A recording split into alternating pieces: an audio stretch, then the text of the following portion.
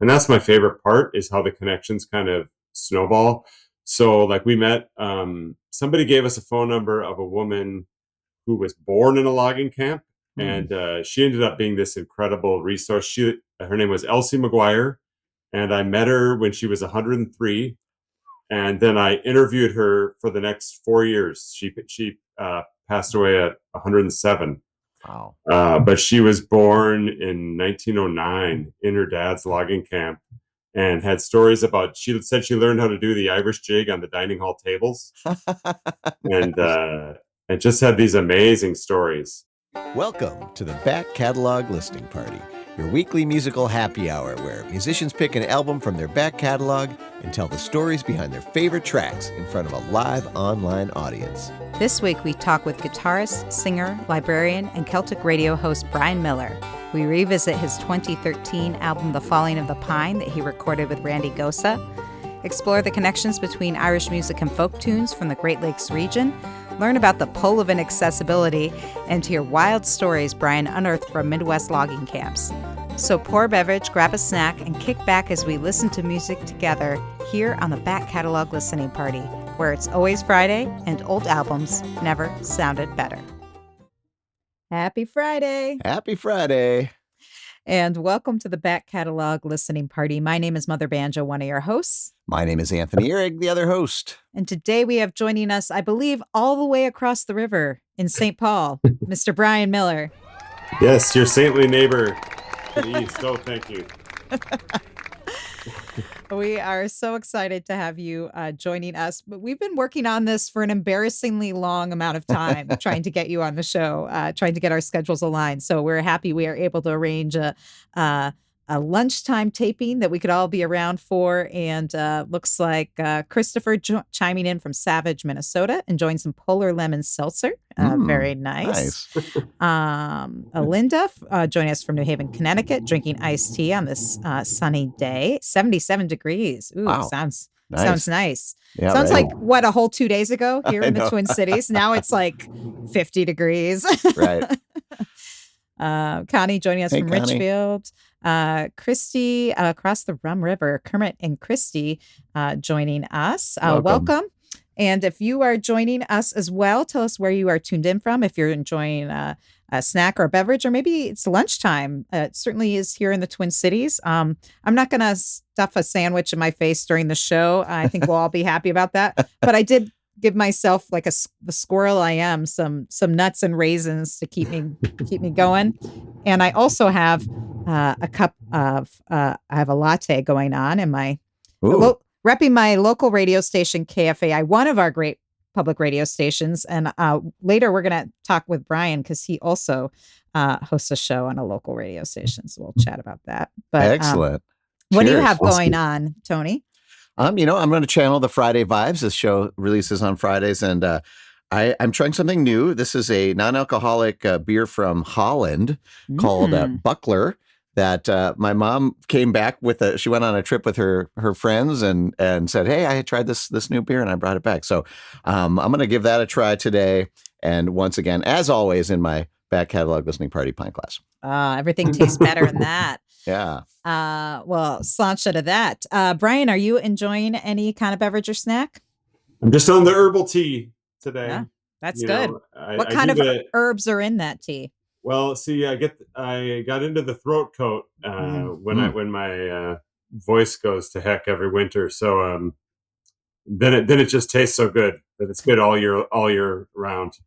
That kind of licorice anise vibes. That's happening. good stuff. Yeah. Well, cheers, Brian. Cheers, Ellen. Guys. And cheers to all of you out there listening live. Cheers to all of you who are tuning in on the podcast. We're so glad that you're here. This is our weekly musical happy hour where we revisit old albums from some of our favorite artists. And for those of you who are joining us in the live chat today, make sure you throw your questions and your comments for Brian into the real-time chat, because it's so much more fun when everybody's at the table here, including somebody here in St. Paul having a sandwich. That's right. The Murtis 84. So speaking of the table, welcome. And our friend Susan tuning in from Bend, Oregon. So great to have everybody here today. Yes. We are very excited to have Brian Miller. As I kind of referenced, Brian Miller wears a bunch of hats. He's a DJ, he's a musician, he's a librarian. We are going to talk about all these things. But Brian, for folks who maybe aren't as familiar with your music, or they don't know they're familiar with your music, maybe you could give a little origin story of where you grew up and how you fell into making the music you make now. Yeah, I grew up in Bemidji in northern Minnesota, and the kind of foundation of my interest in folk music came from the Winnipeg Folk Festival. So when I was a teenager, that was a thing that my friends started going to, and I think I went along with my friend Tom Manley and his parents up there. Was the first time, maybe like 95 or 96. And in that era, in the late 90s, Irish music was the coolest thing at the Winnipeg Folk Festival. At least for a few years, it seemed that way. And like Dervish or Cherish the Ladies or the Dannon or some big Irish band would go on at like midnight on the Saturday night. And I was already doing kind of like singer-songwriter stuff. I was interested in that. And then I just really got the Irish music bug at that festival and decided to try to figure it out in Bemidji. And anyway, it just went deeper and deeper, moved to St. Paul to go to college, and then started spending a lot of time in Ireland. And so I've ended up kind of playing all around the United States and to some degree in Ireland and Canada too, with various bands. I was in a band called Bua for a long time, based out of Chicago, that had a national presence. And then I got into this kind of local music project of connecting Irish music to the upper Midwest. And I guess that's kind of what we're talking about today, that stuff. Cool. Excellent. And the album that we're going to be talking about is with Randy Gosa. And now the unit is better known probably as the Lost 40. But tell us a little bit about how you and Randy started playing together. Yeah, we just met kind of through the circuit of people that play Irish music. So, after my high school years and getting into it through the Winnipeg festival, then the next big kind of influential festival was the Milwaukee Irish Fest. So even when I was in college here at Macalester, I started going there in the summers and meeting people in Milwaukee. That's where Randy lives. And there was a scene there of kind of people my age. And back in those days, there weren't too many people in the Twin Cities and too many young people that played Irish music. So that was kind of electrifying, and those to meet other people my age that liked traditional Irish music. So Randy and I are friends from that era. We just both love kind of this double bouzouki or bouzouki guitar, mandolin kind of sound that was developed in the 60s and 70s with Andy Irvin and Paul Brady is the one that most people name check, or Sweeney's Men was Johnny Moynihan and Andy Irvin. They kind of added this weird instrument to Irish music. And in the early days, it was always an actual Greek bouzouki that would have had a round back. And they were bringing them from Greece to Ireland and then trying to work out Irish music on them. And then over the years, it kind of morphed into this hybrid instrument that you can see in the picture, which is sometimes they call it the Irish bouzouki or the octave mandolin. It's basically a big mandolin. So both of us love that sound of kind of interweaving parts going behind singing. And then I was doing this regional thing, and we're both from the upper Midwest. And Randy was really supportive and keen about it. And I said, let's do this. Let's make it happen. Fantastic. Excellent. Well, let's see, this album came out in 2013, and we're going to be revisiting tracks from it today. And if folks have questions or comments as we go along, please throw them in the live chat. The first track that you picked to feature on today's show is the Jolly Raftsman. Is there anything you want to say about this tune before we take a listen? Yeah, so the whole idea behind the project was to try to find stuff from kind of the Great Lakes region that had some connection to Celtic music. And one of the kind of gold mines we found were the collections made by a woman named Edith Folk in the 50s and 60s. She's a big name, and she's almost kind of like the Alan Lomax of Canada. Like she did a load of collecting around Canada, especially in Ontario and the Ottawa Valley. And so she kind of found these little pockets. She found there was an Irish community in Peterborough, Ontario, that she did a lot of collecting in. And then she also met this woman, Grace Fraser, in a very Scottish part of Ontario, Glengarry County, which is pretty close to Montreal. And so this is from Edith Folk's recording of Grace Fraser. There she is. She was, I think it was her grandparents' generation that came over from the Highlands of Scotland, but she was from a Scottish family in this Glengarry County. And apparently they still spoke Scots Gaelic there up through the 20th century. So it really was like a Scottish enclave. And they used to take the older songs and kind of rewrite them about things they were experiencing. And a lot of people in that part of Ontario were going to the lumber woods and working in lumber camps. And so this is a song that probably took an older Scottish song and rewrote it about a raftsman who was like one of the guys in that photo. That's in the Wisconsin Dells there. That's from the Wisconsin Historical Society. And I don't know if you can see the two guys there's a rudder that's basically an entire tree trunk. And so they would steer those things down the river. And they're basically just logs that are destined for the sawmill, but they've been grouped together into a raft. And the guys that went on these thought that they were pretty cool. And it was probably one of them that wrote this song about how attractive the raftsman is as he goes by. Awesome. Well, if you're just listening to the podcast version of this, we'll share either the images or links to the images that we're talking about so you can enjoy it. But you get to listen to the song now. This is Brian Miller with Randy Gosa, the Jolly Raftsman, here on the Back Catalog Listening Party.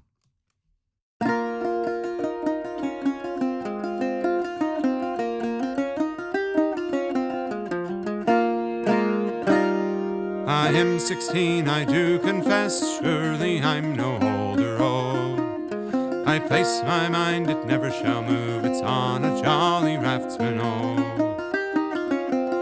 To hew and score, it is his plan, and handle the broad axe neatly, oh. It's lay a line and mark the pine, and do it most completely, oh.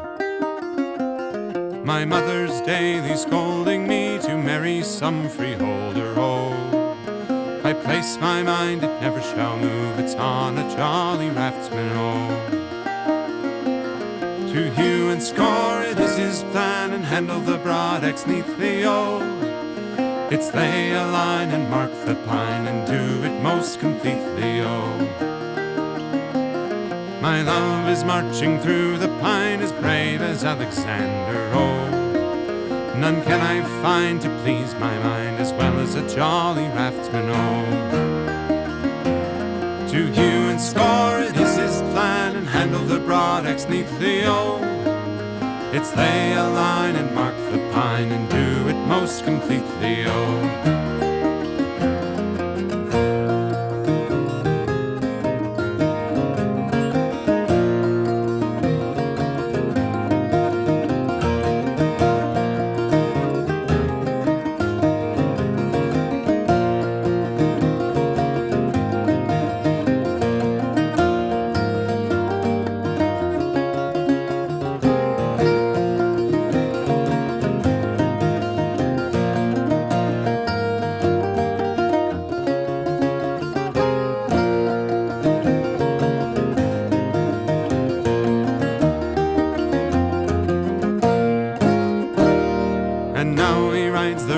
Stream and smiles at all the danger, oh. I love the raft where my love laughs, my poor but jolly raftsman, oh. To hew and score, it is his plan, and handle the broad axe neatly, oh. It's lay a line and mark the pine, and do it most completely, oh. And now he leaps from log to log, as light as any dancer, oh. And if my man would ask for my hand, I know what I would answer, oh. To hew and score, it is his plan, and handle the broad axe neatly, oh. It's lay a line and mark the pine, and do it most completely, oh.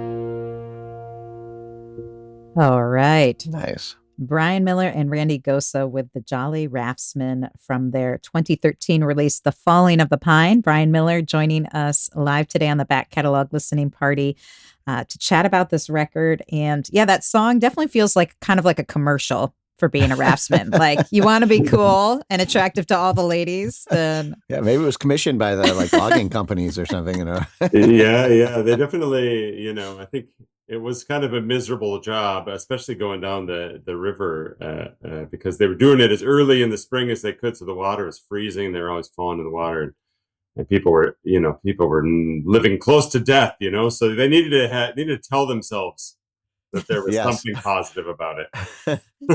Yeah, I would be curious how your version kind of compares to the source material you were working from, and kind of what kind of aspects of it you were incorporating and what aspects you were embellishing and adding yourselves. Oh, yeah. I mean, it's so much that it's almost kind of it's people would laugh in a way if they heard that. So the original is just a little fragment of this one, just that woman Grace Fraser singing like 3 verses of a song that she kind of half remembered, and people, in the 1800s, which is when that song probably would have come from, like people didn't really sing with guitars and things like that. So pretty much all of our source material for this stuff is unaccompanied recordings or even just manuscripts. So she just sang a few verses. I actually wrote a couple extra verses to fill it out, and all that arranging. So what usually I try to learn the song well enough to sing it unaccompanied, and especially back in those days, I was pretty frequently leading a song session here in St. Paul through the Traditional Singers Club. So I would sing it, usually at the song session, and kind of get used to doing it in the old school traditional way, and then start working out the melody on an instrument, whatever it is, and then kind of build the parts around it. The other thing we did with that one was we stuck another tune at the end. So there was a dance tune at the end from another interesting regional source of a recording of a fiddle player from Nebraska named Bob Walters that played some jigs, played some kind of Irish sounding jigs. So anyway, yeah, it's a lot that goes into it. And that era, like, it's really fun. Thanks, guys, for bringing me back to 2013. Yeah. This is like Randy and I were hanging out a lot, and what happened was we got featured by the Minnesota Historical Society as we were like their featured act in 2012 or 2011 for something called the Adult Programming Catalog, which meant that this brochure went to libraries and historical societies all over Minnesota. And then we had all this support from the Historical Society to go to these places if they kind of checked the box that they wanted us. Oh, wow. So it was just the coolest year because we went all around kind of small town Minnesota, and we met all these people. We were doing these songs that had regional resonance, and we were also just hanging out, like we borrowed a pop-up camper from my parents and like just lived in a campground in rural western Minnesota for a week. And Fun. Yeah, it sounds like an adventure. It was amazing. So my question is, did you go rafting down any rivers during No. any of those adventures? Oh, well. No, but we continue with with other kind of arts funding. We still, whenever we can, we go up to rural Minnesota, and occasionally we do meet actual lumberjacks, and we always laugh because we like we wouldn't have loads in common with your average 2025 person actually working in the lumber industry, and there may even be eyes rolled when the two city slickers in their skinny jeans come in Singing about the Raftsman and yeah, exactly. Yeah, they don't. Did you get some locals though that did have tales from their own families and things that were able to kind of connect with you guys on that level? Oh, huge. Yeah. And that's amazing. And that, in a way you feel like a fish out of water being these people from the Twin Cities that are doing this stuff. But I grew up in Bemidji, and I do feel at home in rural Minnesota, and we do meet people like more stuff kind of comes up in various ways as the years go by, and I stay interested and I keep talking to people. And that's my favorite part, is how the connections kind of snowball. So like we met, somebody gave us a phone number of a woman who was born in a logging camp. And she ended up being this incredible resource. Her name was Elsie McGuire, and I met her when she was 103. And then I interviewed her for the next 4 years. She passed away at 107. Wow. But she was born in 1909 in her dad's logging camp, and had stories about. She said she learned how to do the Irish jig on the dining hall tables, and just had these amazing stories. And yeah, and there's another woman I recently met who had like a family songbook that her mother had kept, handwritten song lyrics to these things, and there were songs in there that I'm starting to perform now. So it all, when the actual community feeds it, it's amazing. Yeah, that's great. That's really neat. And someone commented the librarian historical tour. I'm sure there were a few pubs along the way. I don't know. Yeah, I'm sure there might have been. There might have been. Yeah. There might have been. Well, this is so much fun to dig into this record. Again, if you just joined the Back Catalog Listening Party, we are chatting with Brian Miller about a project he did with Randy Gosa, The Falling of the Pine. And I'm guessing by the title and what you've said so far about the record that it's a lot of songs, obviously it's focused on the Great Lakes region, largely related to like lumber and that kind of work. Yeah, I mean, it's a funny thing because during the kind of the folk boom in the United States and Canada, and and it was multinational back in the 1950s and 1960s, there was an interest in kind of nationality, but there was also an interest in like occupational songs, and a lot of the stuff in the northern part of the United States got kind of that occupational classification more than the kind of nationality stuff, more than the like ethnicity. So there were like collections made of logging songs, and like one of the main resources for me has been Franz Rickaby's collection. So this guy he was the English professor at University of North Dakota in Grand Forks from like 1919 to 1923.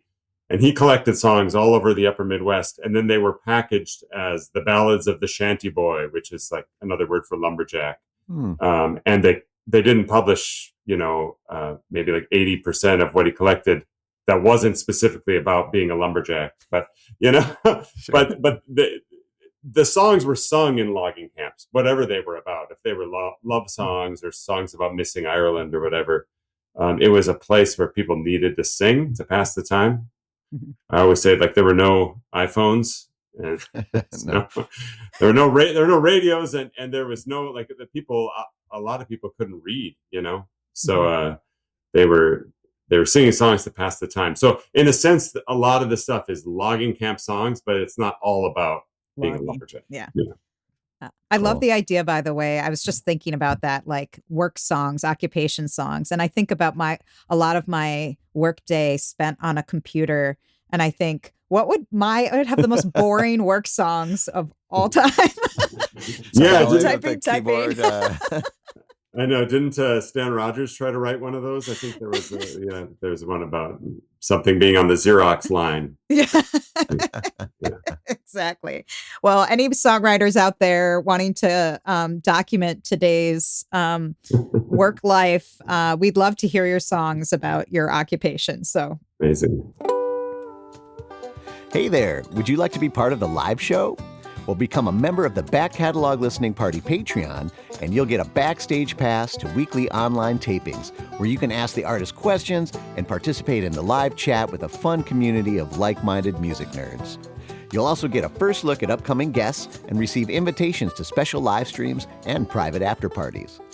So join the party today at patreon.com/Back Catalog Listening Party.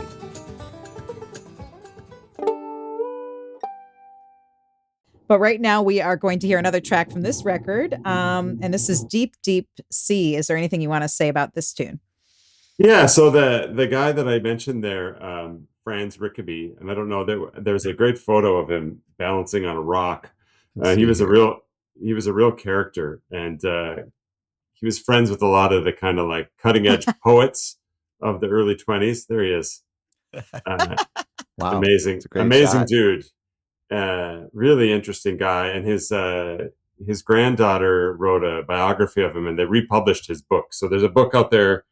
The new edition is called The Pinery Boys. If anybody's interested, Pinery Boys. There it is, Pinery Boys, and it's a new edition of Franz Rickaby's collection, mostly the logging songs. So he hitchhiked in 1919 from Charlevoix, Michigan, to his first day on the job in Grand Forks, and there weren't a lot of cars in the UP or northern Wisconsin or northern Minnesota at the time, so it took a while. But he met all these old lumberjacks that had songs, and then when he was in Grand Forks, he would go out to rural, North Dakota and find songs. So he got this one in Hoople, North Dakota, which is it's like north and a little bit west of Grand Forks, from a woman named Sarah Nielsen. And it's a song that started out as a poem in the early 1800s about this guy being buried at sea. And it's very kind of like early, sorry, did I say, 1800s, 19th century, it's early 19th century kind of florid language. And then somebody set it to music, and she sang it, this woman sang it. And I think it's just kind of funny. I looked it up. There's a term. What is it again? It's like the pole of inaccessibility is that is the place in a landmass that's furthest from any ocean.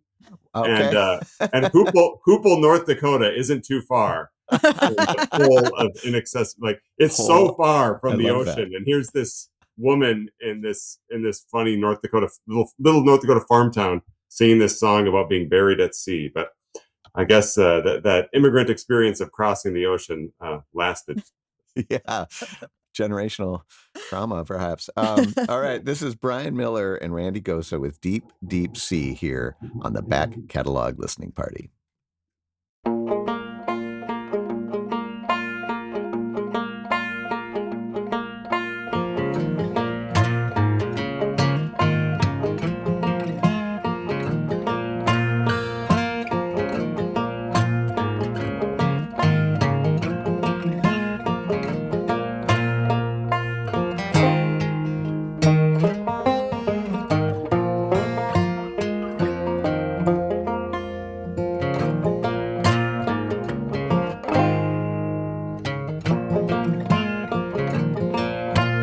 Bury me not in the deep, deep sea. These words came faint and mournfully from the pallid lips of a youth who lay in his cabin, caught from day to day.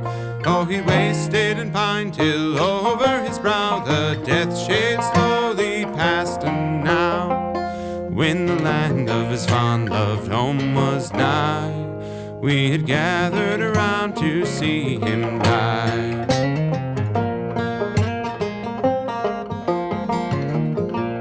For in fancy we listened to the well-known words, the free wild wind and the sound of birds. I had thought of home, of cot and bower, and of scenery I loved in childhood's hour. And it's ever I hope to be laid when I died in the churchyard there on the green hillside. By the homes of my father my grave should be, so bury me not in the deep, deep sea.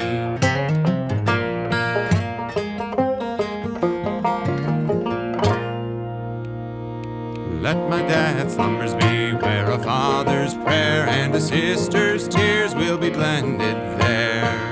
Oh, it will be sweet ere the heart throbs o'er to know where its fountains will gush no more. Let those who so fondly yet yearn for to come to plant wild flowers of spring on my tomb. Let me lie where my loved ones will weep o'er me. Oh, bury me not in the deep, deep sea.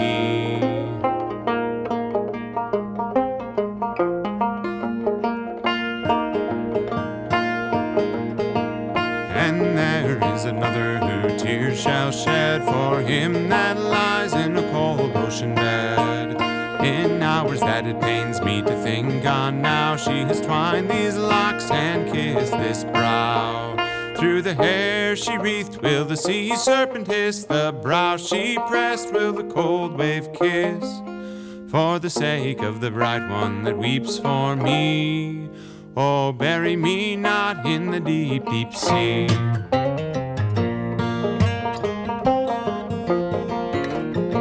She has been in my dreams.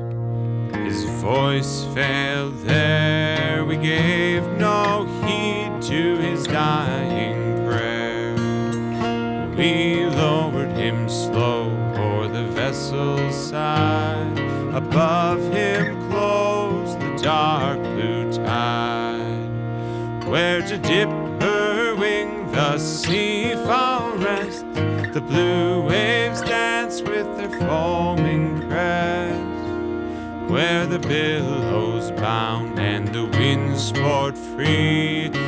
Bury me not in the deep, deep sea. Oh, yeah. Nice. Deep, Deep Sea. Brian Miller and Randy Gosa here on the Back Catalog Listening Party. Brian Miller joining us today on the show to talk about this album, The Falling of the Pine. And that song was a headbanger. Yeah. And I mean, I'm not That had a joking. groove, man. We were Yeah, like that had a all groove. head bopping going on in that. Yeah, I like that one. Really cool groove. And nice banjo picking there too. Is that you or your partner? Or? That's Randy, yeah. So, and he's playing, like in Irish music, we play the tenor banjo generally, the 4-string, but he's kind of doing it unconventionally there. I don't know if he's with his fingers or what, but he's kind of playing it almost like it was a 5-string. You know? Sounded great. But yeah, I mean, it's fun to listen back to this stuff. I mean, at that time, we were both getting really into this English guitarist, Nick Jones, you know, and so that one for sure. And I think maybe one or two other ones that I play today are in this crazy like open C tuning, C, G, C, G, C, D on the guitar. And then you do this there's this way of playing where you use like a finger flick to get like so there's some cool stuff about that, and it was all really new to us at the time. We kind of both continued to play, work on stuff in that style, but that was kind of the first big thing that we attacked. Nice. in that way. Yeah, it sounds great. And on that, was there some fiddle happening in the background too? That's a harmonium thing. Harmonium. That's I heard the drone happening in the background. Yeah, both the songs we've played so far have had a drone come in on the harmonium, which is just this funky travel pump organ thing, you know? Is that what we're seeing here next to you guys on the cover art? Yeah, and that was our setup in those days too. And I don't even know what happened to that harmonium. I have a different one now. Got lost in one of those pubs along the way. It must have. Just left it somewhere. But it was great because I could reach over and play it, and then Randy would do the keys. Like that's how we would sit. And then I could do it with my knee then too. I could keep it like if we had these little things that could hold the keys down, and then I would use my knee to keep it going. Keep the bellows going. Wow, kinda? like a third member of the band there. Yeah, it was a little kind of a one-man band thing. Cool. I also love when you said that this is your regular setup that we see on the cover of this album art. I like the idea that that's exactly how you're actually in the woods all the time when you play these songs. Yeah. Just like most bands, we find ourselves on railroad tracks and in the middle of a brick wall. In front of brick walls all the time. Excellent. Well, this is so much fun to dig into this record. If folks have questions or comments along the way, feel free to throw them in the live chat if you're joining us. And we have one here. So our friend Chris was just asking about taking your music back to the old world. That was you're setting me up, Chris. Thanks. Yeah, I mean, I had little kind of halfway opportunities to do that here and there because I do go over to Ireland fairly frequently. But then the big one finally came in 2023. I got asked to sing at the Inishowen Song Festival in the very northern tip of Ireland in County Donegal. And that was a real honor and just a kind of amazing experience to bring this. So I was asked specifically to talk about this history and Irish music in the Great Lakes. And it was amazing. It was amazing to do it there. I think especially in the north of Ireland, because that's the part of Ireland that has the, a really long and deep history of English language singing, as opposed to the Irish language style, which is a little different. And it's those songs that came over to the woods and were sung in logging camps. So there's just so much common ground, and there are singers over there that are interested in this story.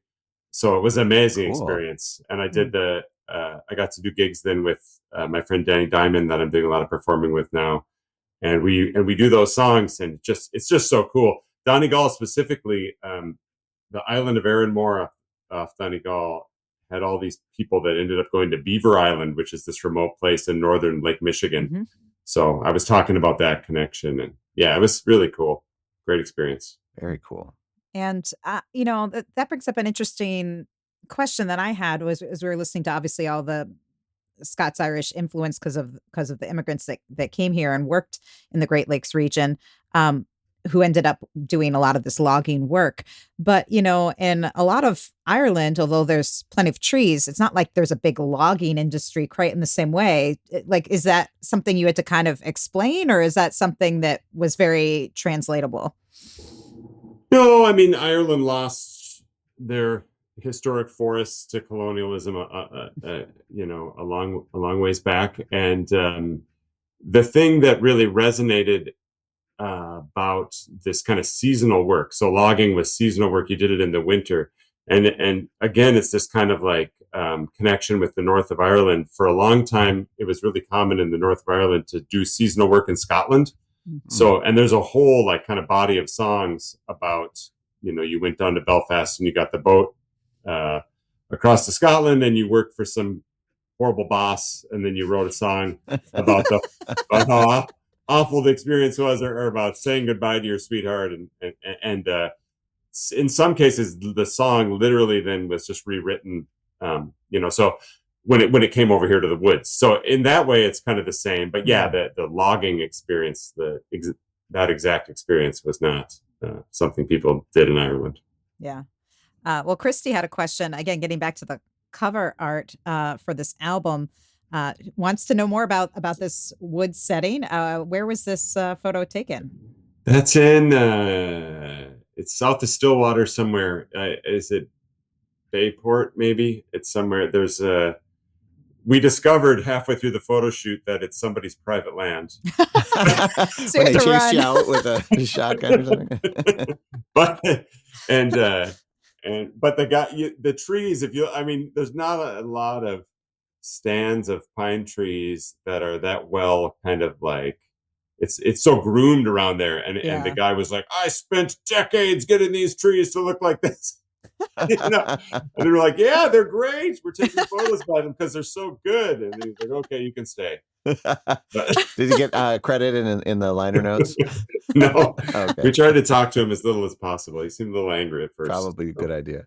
Yeah, I know. I'm just trying to imagine. He's sees in the woods. Sees what is? There's a harmonium and like a bouzouki and a guitar. At least he didn't have a banjo. He might have really chased you off real fast. Yeah. We've had some. We got a grant to do a series of videos, and we did one by the shores of Lake Michigan in Milwaukee when I was there with Randy in Milwaukee, and we were standing on some like grass that was supposed to be protected. Oh, like prairie grass or something. It was like prairie grass, I think so. And we were standing on the prairie grass, and we got shooed away there too. I feel like this is like the theme is like Brian and Randy get run off some property. Keep off the grass.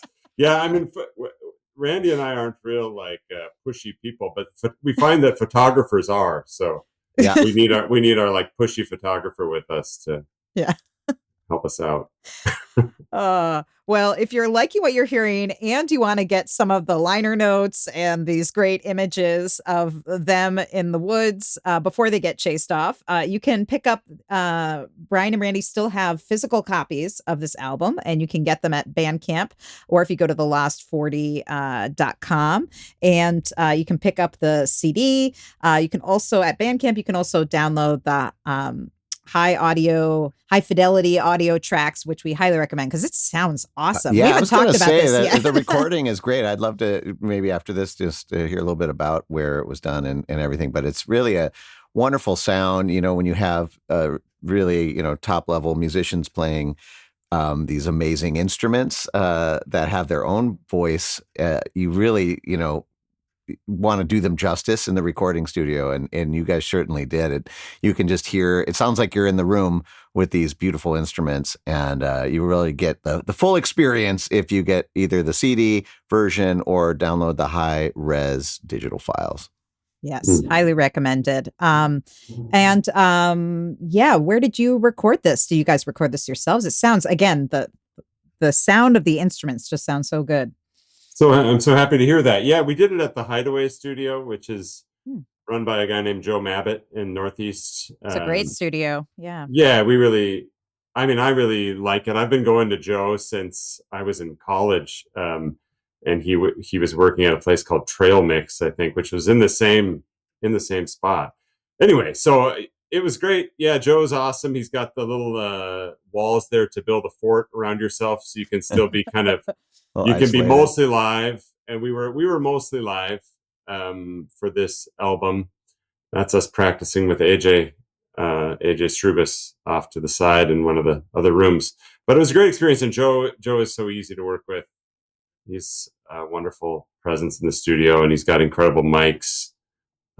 It's a great space. Yeah. We can see you guys recording it in real time. I mean, that's the kind of organic vibes that this kind of music really wants. And he did a great job of capturing that and keeping it alive. That's wonderful. So when you recorded this, since you recorded it mostly live, and it seems like, it's pretty stripped down, but we saw the photo of AJ playing some fiddle. Did you guys pretty much just record the two of you? And then if you added anyone else, you had them later, or did they also play live with you?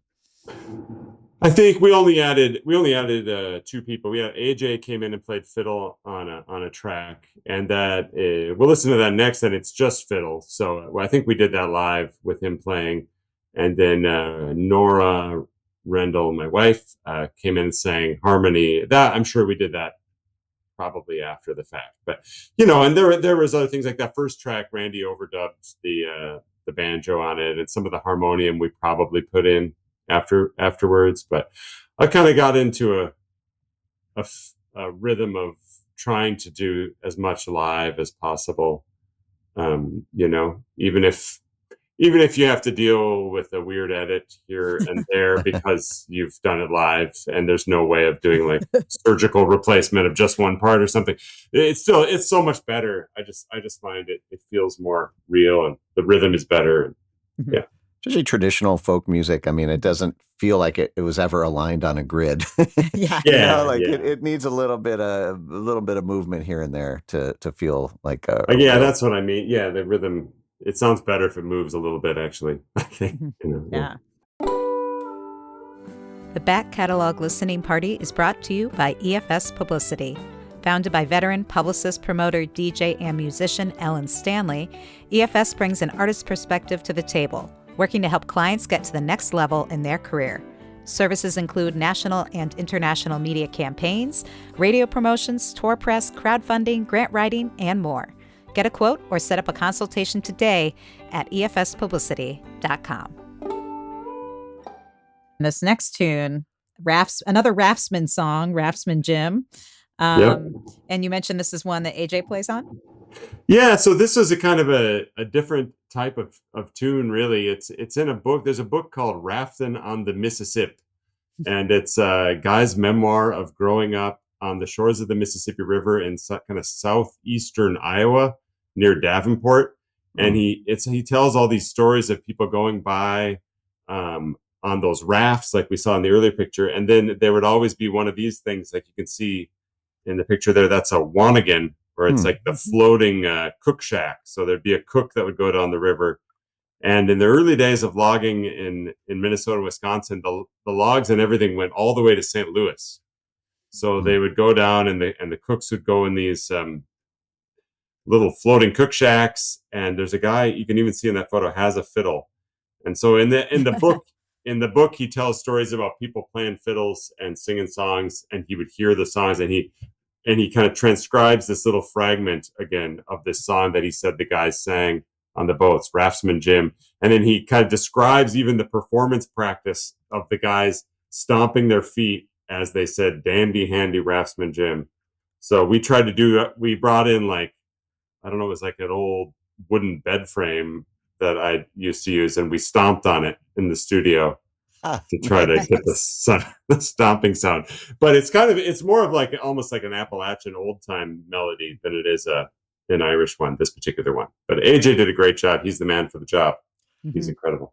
Yeah, we're big fans of AJ here at the Back Catalog, and we're going to hear him song that fiddle with Brian Miller and Randy Gosa on Raftsman Jim here on the Back Catalog Listening Party.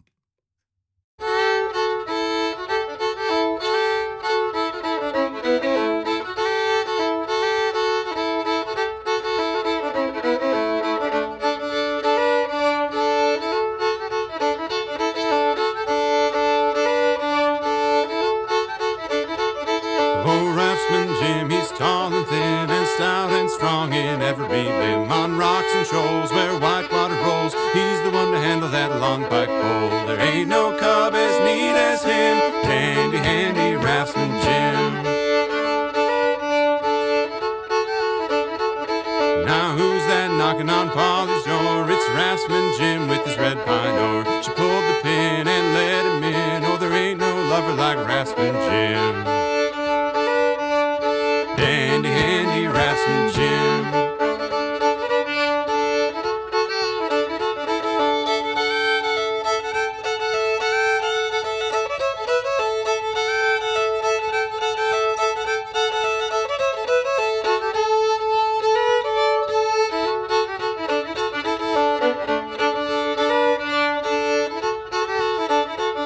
Butter pops his neigh and he lopes away, and he bobs right back the very next day. And he shuts one eye and looks very sly. She gives to her pop the sweet bye-bye. There ain't no cub as neat as him, dandy handy Raftsman Jim.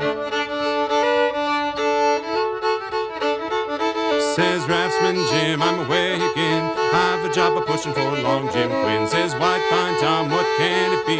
It's the crowing river for the old pine tree. There ain't no cub as neat as him, dandy handy Raftsman Jim.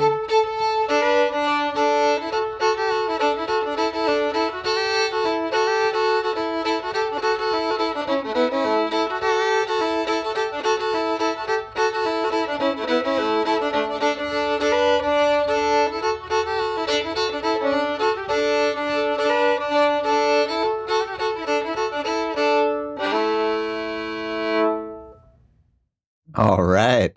That was great. Brian Miller and Randy Gosa with Raftsman Jim from their 2013 album, The Falling of the Pine, which we are enjoying today on the Back Catalog Listening Party with Brian Miller joining us live from St. Paul to talk all about these songs of the Great Lakes, or the connected waterways they're in. And we are getting a lot of those kind of Raftsman songs. And one of the things I think is so interesting, I actually just read Josh Ritter's new novel, or latest novel, which is all about a fictional book all about lumberjacks in Idaho and that region of the country. But hearing about, how they would bring these, try to get these trees down to the water, and just even getting that down at the right time when the snow was like melting, but you could slide it down without all the extra brush, but then having to get it before everything froze. It's kind of amazing, all the like logistics that went into getting these logs to the water. And then you have to get the logs safely down the water to their destination. Yeah. It's just hard work. crazy. Yeah. They had to understand the seasons and the terrain and all that, live really close to it. And then it all changed with the mechanization of the whole thing. And that's when the real kind of, when they came in and basically finished clear cutting everything else. But it was slower in the early days. I mean, they were still removing the forests, but you really had to know the woods, and you had to know the rivers and all this. Yeah. Well, these songs are so cool, and I love getting all the backstory and these great images. And again, if you are just listening to the podcast and want to see some of the photos and other references to some of the other things we've talked about, you can go to the show notes at backcatalog listeningparty.com. librarian.com. And I want to talk a little bit about the fact that you, probably to no one's surprise, you also work as a librarian at the Celtic Junction Arts Center. Do you want to talk a little bit about that? Yeah, so it was a natural kind of outgrowth of doing the research into these songs, to be honest. I just got so deep into doing the research that eventually I wanted to do a degree in archives and libraries. And so I got the library certification. And I thought I would maybe work at the Minnesota Historical Society, and I interned there. And then lo and behold, the Celtic Junction, which was at the time was where I would go to teach Irish music, and I still go there to teach Irish music at the Center for Irish Music. But the building started its kind of own nonprofit, and they opened a library, and they asked me to be the librarian or the director of the library project. And I couldn't pass it up because it makes my life very simple. Yeah. You can teach and work in the library. And what a great fit, too. Yeah. So my wife, Nora Rendell, and I we live in Hamlin Midway, and we could walk to work at the Celtic Junction, which is at Pryor Avenue, just by the Can Wonderland there for the locals.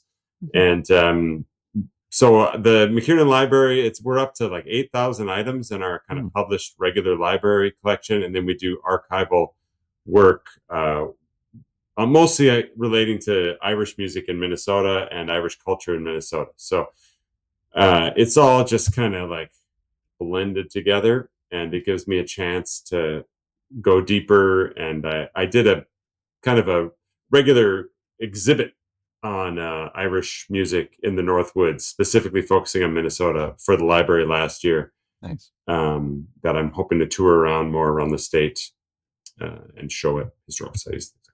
Excellent. And I reckon people could probably learn more at the Celtic Junction's website, which we'll share in the show notes if you want to find out more about Brian's work and what he's curating, or maybe have an interest in visiting. Is it open to the public? People could come in and browse the collection? Yeah, we're open in the evenings, Monday through Thursday. So it's the limited hours, but yeah, come on in. Awesome. Excellent. And again, Brian wears many hats. In addition to making the music we're enjoying today, he plays with his wife, Nora Rendell, and in various combos and backing up other musicians. And you host a radio show as well on Jazz 88, one of our other great public radio stations. We're blessed here in the Twin Cities. Jazz 88, KBEM, hosts a Celtic show, the Shamrock Shore, every Saturday? Every Saturday from noon to 1. And I've just loved this new development. And again, it's kind of supported by it is supported by the Celtic Junction Arts Center. So I record it there. They built me my own little studio, and nice. I send it in to Jazz 88, and occasionally I go in live, but it's 12 to 1 on Saturdays. It's all Irish traditional music. And for our listeners who are all over the world, they'll be able to stream that. Is that correct? At Jazz for sure. 88. Jazz88.fm. Thank you. Yes. And also, we should mention, just for those of you who are listening, public radio right now is it's a challenging time for public radio with the Corporation for Public Broadcasting going away. And I know Jazz 88 currently is in its pledge drive, and a lot of public radio stations are. And if you want to support it with a donation and support Brian's work and the work of all the DJs that support independent artists that we feature here on Back Catalog Listening Party, it's a good time to do it. Yeah. And also, if you want to know more about Brian's million things he has happening, this is a great hub for all of it, evergreentrad.com, because there's more than we'll have a chance to chat about. Yeah, there's a lot going on that site, so definitely check it out. Yeah. And right now, before we dig into the last song here, I do want to mention when we're talking about supporting independent music and avenues for artists to get their work out there. We want to thank the folks that keep this show going and have done so for over 5.5 years, from the pandemic on through this new podcast version of the show. We want to thank Penny, Ann, Alinda, Bevan, Connie, Vaughn, Alan, Chris, Becky, Peggy, Joe, Jim, Beverly, John, Tim, Sarah, David, Jocelyn, Matt, Steve, Mark, Severin, Lynn, Mary, Nikki, Joni, David, CJ, Wiley, Christy, Diane, Hetty, Sandy, Neighbor, Ann BZ, Paul, Cynthia, Ross, Mike, and maybe you, if you want to join our mighty crew of song lovers, music supporters, and liner music note nerds. Yeah. Yeah, for sure. This is how. Go ahead. I was just going to say, yeah, this is where it's at. So, I mean, it's not for everybody, but it's for some people. And if that sounds like you should check out patreon.com/BackHug listening party, because we meet almost every week and nerd out about great music and get into the recording and the songwriting, or the song collecting in this case. And it's so much fun to have people joining us live. So big shout out to our Patreon community, especially those that are tuning in live on a weekday afternoon here during their lunch hour. Thank you so much. Yes. And if you join the Patreon, that's how you get invited to these live tapings. And you can also get one of those back catalog listening party pint glasses. And Tony's is now empty. Which means the hour is almost up. So we better get to that last song, is what we have to do. That's right. This last song you picked to feature, Brian, is Colleen Bawn. And I think this features your wife, Nora, right? It does, yeah. So this this one's from Minnesota. It was published in northern Minnesota in a book called The Flying Cloud, an obscure songbook by an Irish Minnesotan. But yeah, we did this. I think on this one, I just play harmonium and sing, and then Randy's playing guitar, and my lovely wife, Nora Rendell, is doing backing vocals. And we kind of went on then, that's the source singer for another one that we did. Actually, no, and his name's OJ Abbott, a singer from the Ottawa Valley. This book that I got this from in northern Minnesota, it didn't have a melody, so I stole the melody from a different song from OJ Abbott.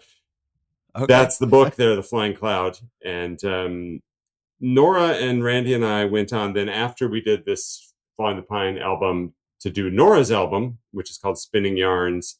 And that was all, she was kind of riffing on my obsession with music from the Upper Midwest. She did an album of all songs from Canada, which is her homeland. And we are doing a concert on November 15th at the Celtic Junction, not with Randy this time, with another great guitar player and bouzouki player named David McKinley Ward. But that's coming up. I guess that's the one gig I'd like to plug. Come to the Celtic Junction on November 15th and hear Nora Rendell and myself and our friend David, and we'll do some stuff very similar to what we're listening to today. Awesome. All right. Well, let's close out our hour with Colleen Bawn here on the Back Catalog Listening Party. Thank you.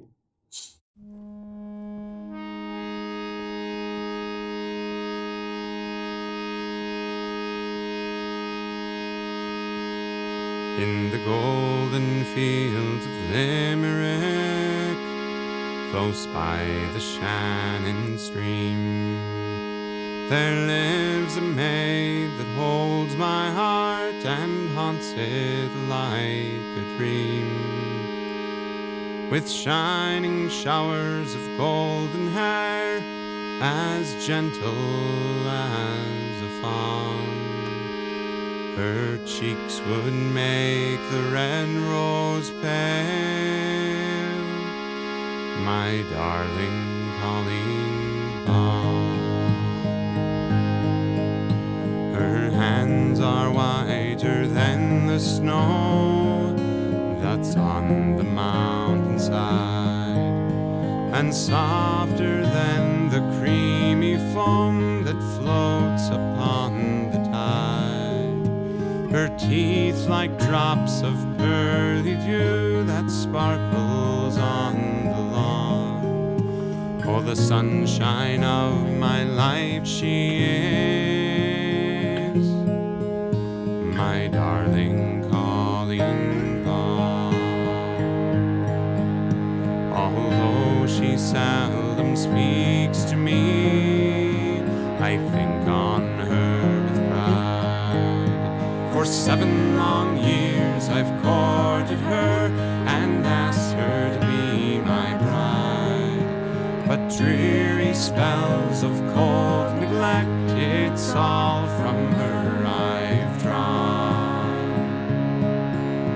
For I'm but a poor labouring boy, and she's the Colleen Bawn.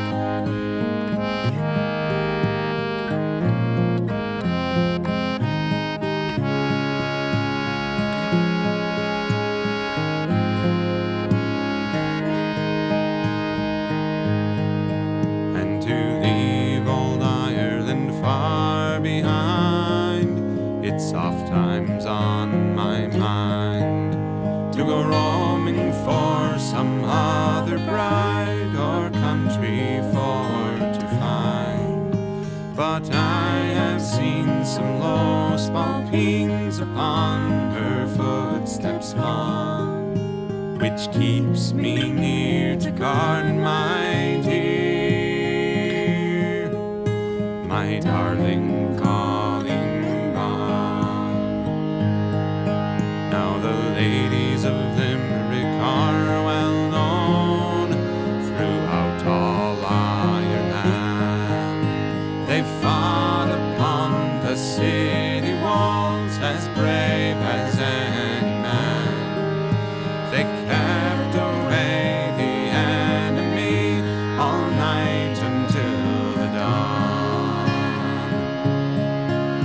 just as she keeps me from her heart, my darling Colleen Bawn.